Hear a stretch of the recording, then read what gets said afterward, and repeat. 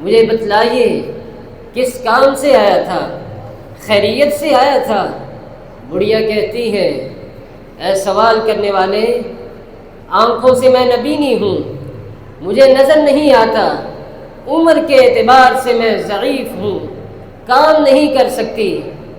جناب عمر فاروق کا تو مجھے نہیں پتا، یہ تو میں نے نام تمہاری زبان سے سنا ہے، لیکن وہ شخص صرف رات ہی نہیں آیا تھا بلکہ ایک لمبا عرصہ ہو گیا ہے۔